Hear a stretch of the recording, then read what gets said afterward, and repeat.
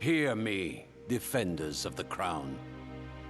The power of kings goes with you, and with power comes a duty to your kingdom.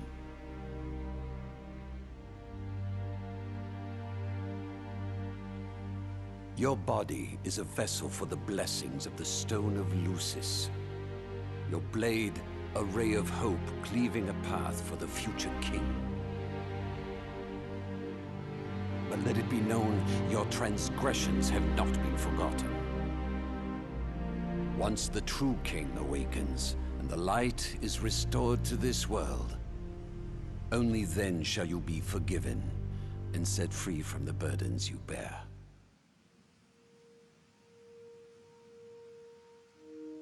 Rise and shine. Huh? You're probably wondering what you're doing here. No clue? Don't sweat it. You escaped with something more precious than your memories. Your life. First of all, you're a glaive, just like me. The king lends us his power. We fight to protect him. Well, fought. The king himself's long gone. His power remains, though, so we gotta put it to good use. See that up ahead? That's the last bastion of mankind. And it's the Kingsglaive's job to keep her safe from harm. Better enjoy the sunshine while it lasts. It'll be gone before you know it. Only other light left in this world is the kind we make ourselves. And as you may or may not remember, we play a big role in that process. Let's hope that jogged your memory. All of Lestalen's counting on us, Glaives. Demons ahead! Get ready! Great. Another bump in the road. You and me'll smooth it out. Let's move!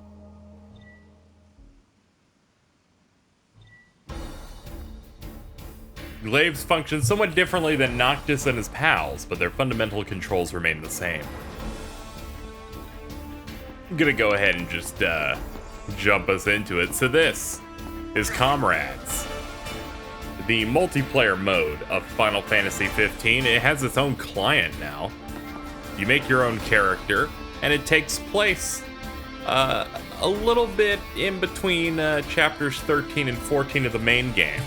One of the loading screens straight up says, it's been 6 months since Noctis and his friends went to the Western Continent, so it has been quite a bit. We can select our weapons, but we also have like curative and assault-based spells and stuff. It is definitely different to a degree. You also have this barrier that you can forge and protect your allies with.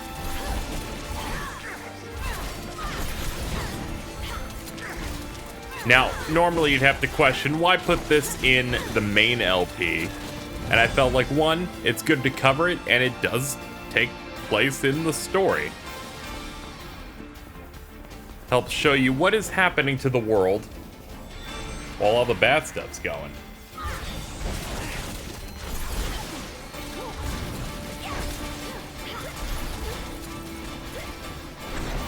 I can spin this thing, look at that. I like it. But yeah, your spells kind of function just like how they would do in a normal video game, because they're just based off your MP and doing button combinations instead of crafting, which is also pretty neat.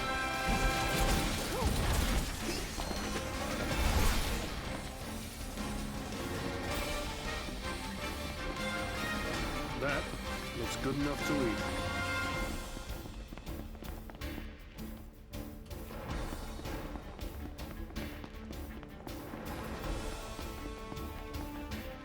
Alright, so rare ingredients. I completely skipped over that one. Meat. I got some meat.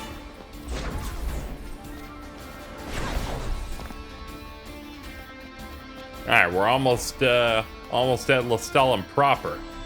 Ah! Whoa!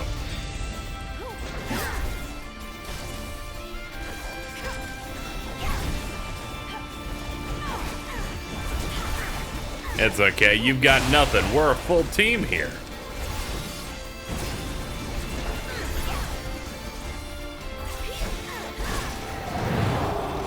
Watch yourself. No telling what else is waiting on the road ahead.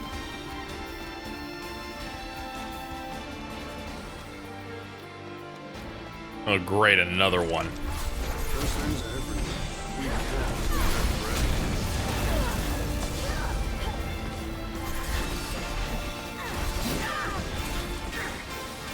Would it kill us to get better lights?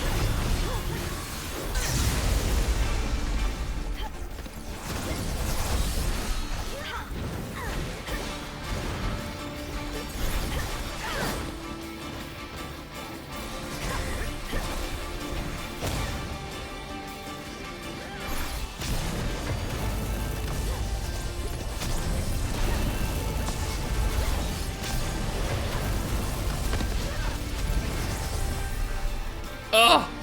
Getting my ass kicked by this giant spider. Alright, who else wants some?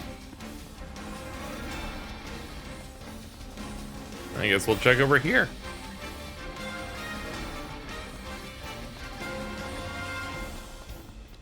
Ah, great, we got some dogs. Joke's on you, I jumped it. Ah, these guys have mutated.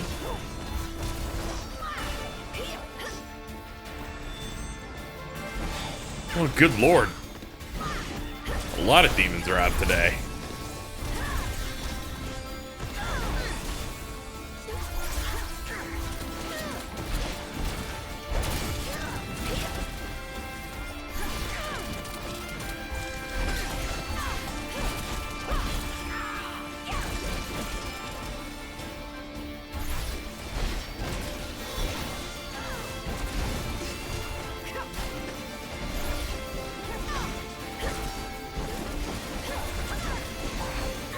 Just a little bit more.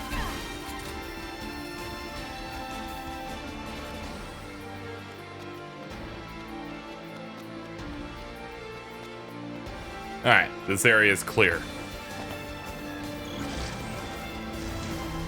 Ah, crap. That's a little too big. Need a hand? Marshal, save the formalities for later. We've got bigger fish to fry right now. Roger. Everyone. Ah, it's okay. This one's only level 6.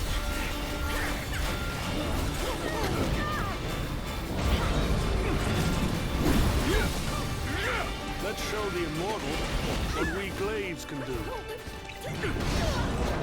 I almost went into my normal, like, use item mode. Old habits.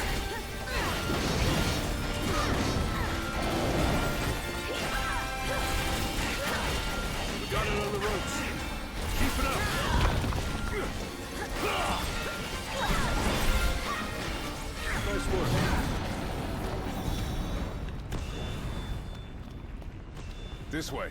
And hurry. Won't be long till more of them show up.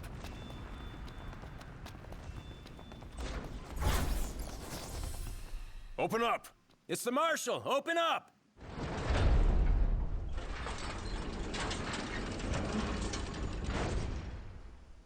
Well, go on. Be glad you made it inside.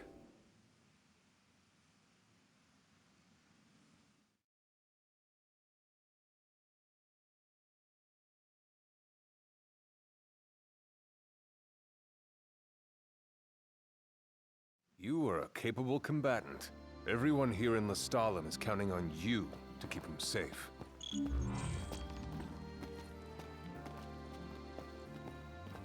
They called off the search for Prince...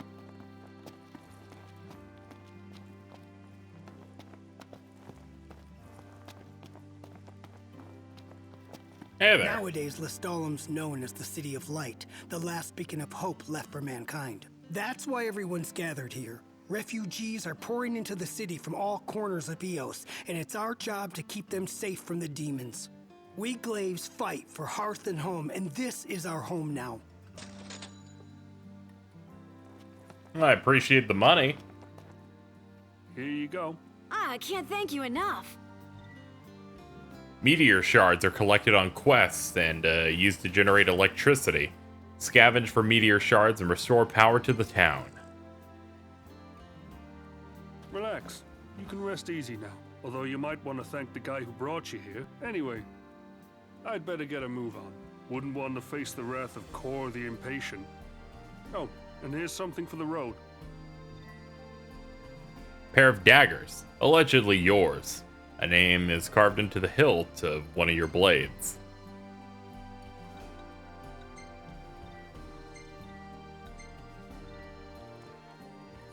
And your Crown City made smartphone. I don't even get a thanks, Libertus? Or did you forget my name? Huh. Guess you still got a lot to remember. You'll gradually regain your memories as you progress through the story. So you're the glaive everyone's been talking about. Pleasure. Name's Jean. I work for Xenorus. We take the meteor shards that glaives like you collect and turn them into electricity. Pretty cool, right? All we need is enough light to drive away the demons. If you've got any bright ideas about where to send power next, feel free to share. Which means we basically choose every time. Select a facility on Lestalem's electrical grid to power up. So as you can see, it starts here, and then we can just send the wattage over. All right, the power supply is online. This then unlocks Hunt Garrulessa Gone Wild, and more stuff opens up. Mission HQ is now operational. Complete quests to help generate more electricity. Talk to Monica to undertake your first mission. Bye now. Then I can send more What do you power say? if I have enough, which I do. I could say do this one that's 200. I could do that one over there. I think I'll do this one since there's the chest next to it. Just think of what we can do. Which then gives us the treasure chest that gives us 1200 gil. And that's a little bit of a taste of how the See? power grid stuff works. Also, Iris is here. Hello. Man, what's up with the power? I like it. You can't actually do anything with her because the power is on. You may say, KZ, what power does she need? I don't know. The game's just like, hey, there's no light over here, so she can't, like, sell you clothes or whatever. Match made in Lestalem. Yesterday, a team of Kingsglaive operatives, led by Libertus Ostium, safely escorted a truckload of hunters out of harm's way into the city, along with impressive hauled meteor shards. It's uncertain whether the Glaives and the Hunters will enter a formal partnership. The reporter is certain the two would make an excellent team. Glaives combine their prowess in combat with the Hunters' perceptive powers. I have no doubt they could recover enough meteor shards to light up all of Lucis. Dispel the demons for good. I'd say they got your good side, wouldn't you? Yeah. Glad you like it. I'll make sure to give the cameraman a raise. Oh, right. I suppose I ought to introduce myself. Viv Dordan, President and CEO of Meteor Publishing, Incorporated. You see, that shot of you made quite a splash among the locals, so I was hoping you might let us take some more. Our resident cameraman will just follow you around and snap some shots. But don't worry, he won't get in your way. A journalist is documenting your deeds and photographs. Speak to Vive to review the pictures taken. Come on, the public is eating you up. Let's give them another helping. So, of course, they try to include as many characters from the main game as possible in this little hub area. Let's talk to Monica. These tasks aren't for the faint of heart. Do you have what it takes? And you can form up a party of 4 players and undertake multiplayer quests. Or you could just have NPCs.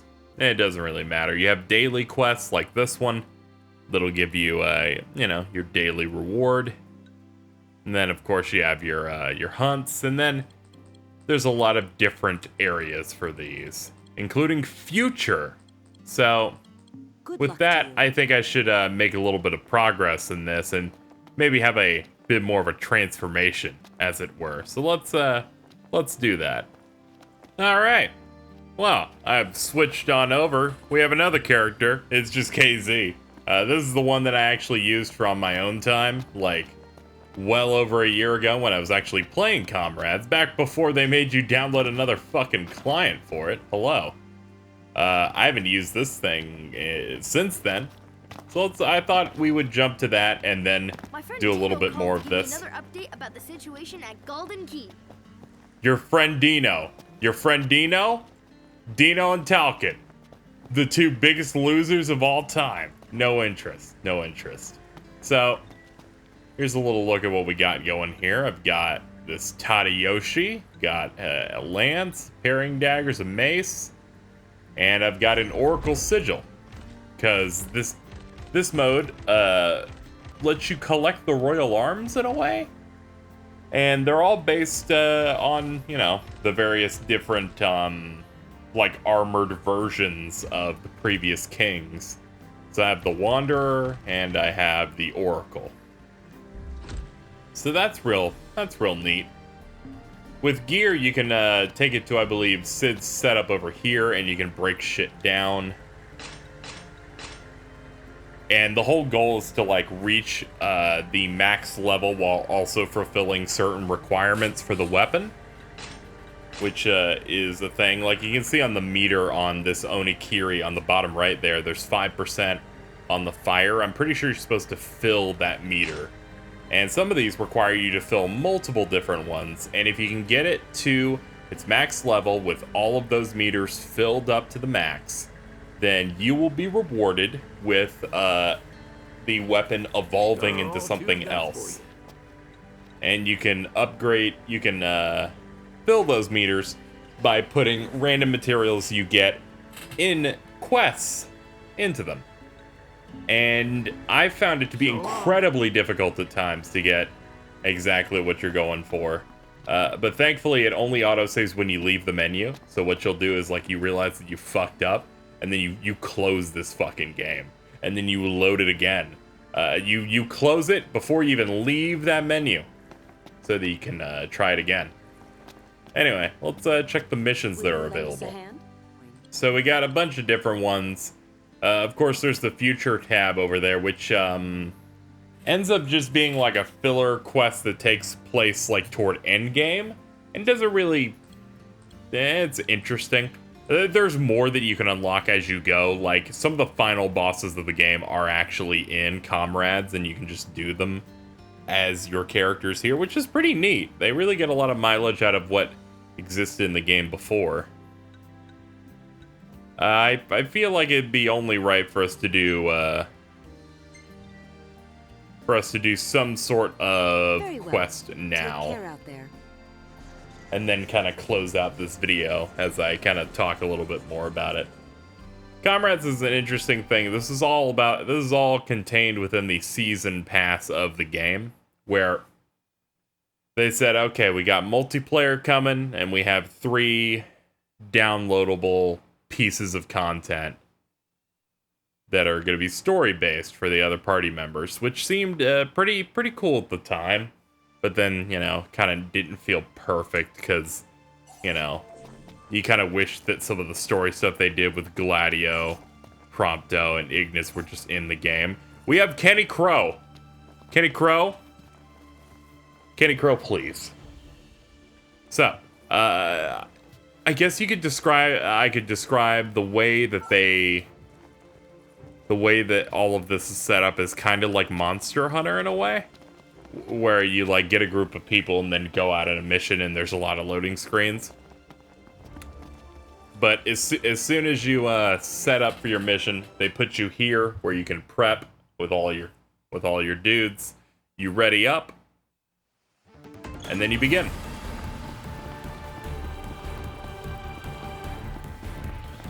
Now, this is a mission I definitely haven't done because I don't recall ever hitting an enemy like this, though I am excited.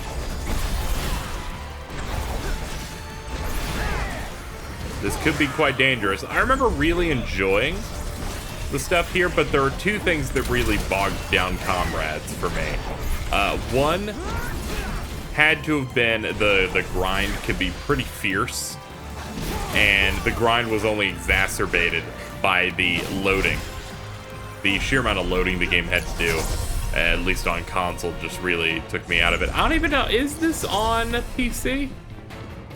I don't know if it is or not, because the way they were rolling things out for the PC version of FF15, I know some shit got canceled, so I have to wonder, like, what all actually made it over. No, I believe, I was looking through mod stuff for 15 on PC, just on a whim last night. I'm pretty sure I saw something that was like, use this mod to max out your level in Comrades, and I'm like, oh, okay. Well, if people are cheating on that, that must mean that it's there. Maybe it's they canceled the separate client for it. I know I think they were gonna have more mod tools, but those just never came out. We also have a magic pot. Magic pots are pretty useful for getting extra rewards. I forget in detail what all happens with that.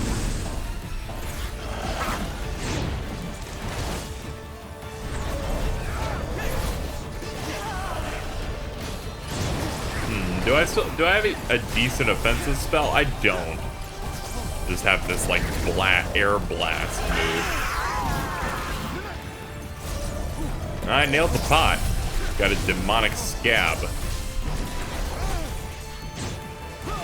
Overall, I would like. I think it's kind of funny to say it. The combat in FF15 is better in the multiplayer mode than it is in the base game.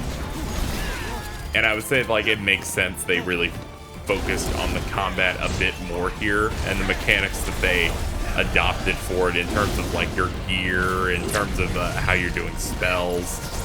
It's all handled a lot better here. And it has a multiplayer focus in it, where it's like, I'm using my healing spell and it covers a wide net area. And then you hold block, but it's actually like a large barrier that you can also rotate, say if you want to help out your friends. And then we have Chain Warp. Chain Warp, which as far as I can tell is just mash Warp Strike. You mash Warp Strike while they're glowing blue, and it just does absurd damage multipliers. Which I guess is good. It's just a way to get you to warp strike the enemy a lot.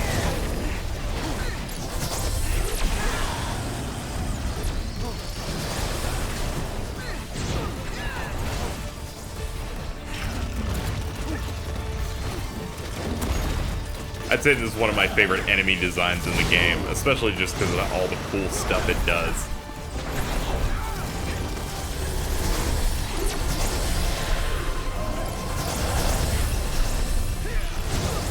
Thank you, I definitely did need a hand there. We're doing good, this thing's getting low.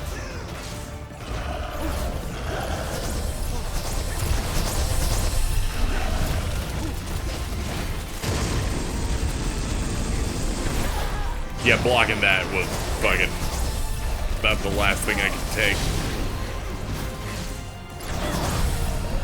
Help, please. Oh, God.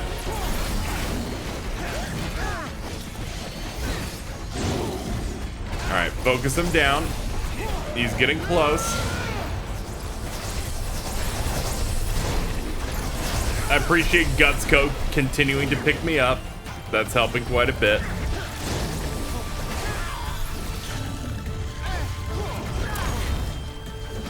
I'm scared of when he's just gonna have his fucking things orbit around him and damage me. There we go.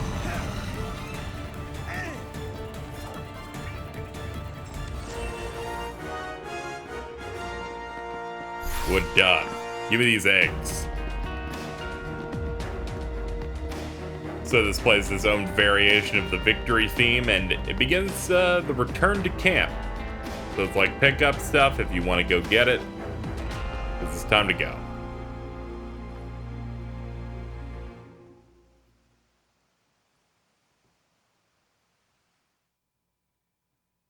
And here they kind of rank you based on what you did. So it's like, my offense was my offense was third best. Defense was that. and I couldn't read the rest.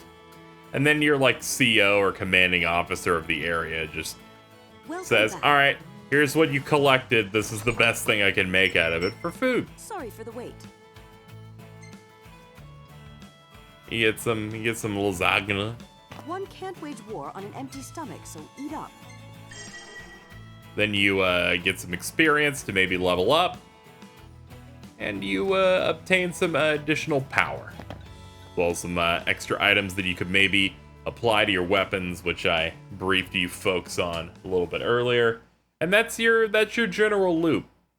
You're burning through missions either with AI companions like I did or real players. I don't know how dead this game is. I can only assume it is.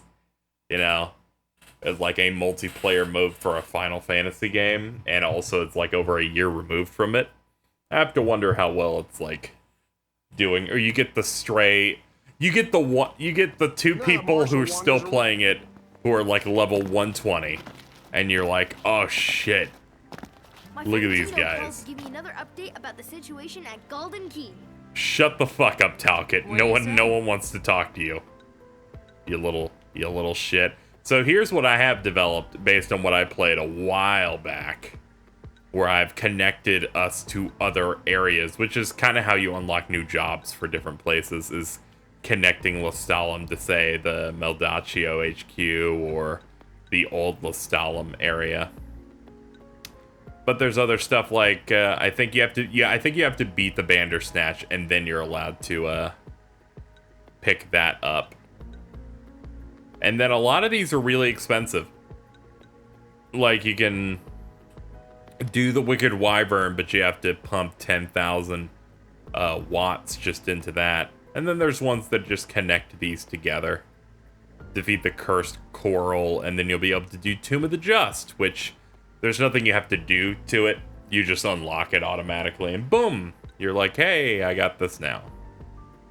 And then this one, you gotta do Robo Resurrection, and then move yourself toward Kothis Depot.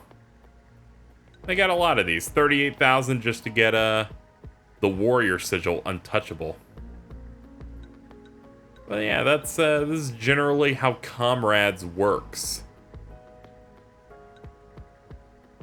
And to be honest, I think it's pretty good. I think they did a pretty good job with this whole thing.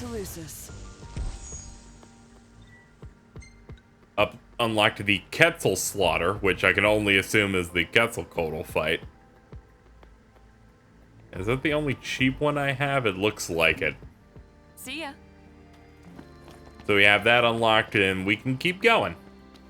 And that's pretty much it for Comrades. I just wanted to do a short video covering this, because this is a gap in time that is that I thought should be explored for FF15. I also kind of wanted to talk about the elephant in the room, the other piece of content that exists for FF15 that is not the main game. The only thing that I haven't like basically shown off, and that is Episode Arden, a DLC that goes through Arden stuff. And personally, having gone through it, I find some parts of it I struggle to see where it makes sense in the story. It's typically some stuff toward the end. And also, it's very much embedded in something that no longer exists. For those who don't know, Episode Arden was going to be a part of a series of DLCs called Final Fantasy XV Dawn of the Future. Now, Dawn of the Future was basically, I feel like the idea was born from the work that they did on Episode Ignis. When there's the moment in which Arden offers, hey, you wanna join me, Ignis? You can choose to betray Noctis, but you don't actually betray him, and it leads to a completely alternate ending take on the events of the game. And they said, what if we did that, only going further? And Episode Arden is the start of that, where there was going to be an Episode Aranea, an Episode Luna Freya, and an Episode Noctis that completely have different events unfold that are building up a completely different true antagonist, and it was going to be an alternate take on the game. I don't really like that, because I kind of like the original vision of video games, and I feel like, you know, if you're going to focus on anything, bolster the main game as opposed to doing some alternative take type of stuff. So I'm not, but it's good for the people that want it. But unfortunately, the DLC was ultimately canceled. The only piece of it that came out was the episode Arden stuff. And that being said, nothing that is really presented in there I feel really is needed. I feel like the game delivers everything quite well. So that's why it's not going to be featured in this LP. And this is the last piece of non-main game content that I'll be showing for FF15. In fact, the LP is getting closer and closer to drawing to a close, because the final chapter of the game is what we will be covering in the next video. So that's going to do it. I hope you enjoy looking at this gap of time of what's happening while Noctis is growing in power and sleeping. Next time, Noctis is going to wake up and begin to pick up the pieces. This has been Final Fantasy 15, episode 39. Thank you so much for watching, and I will see you next time.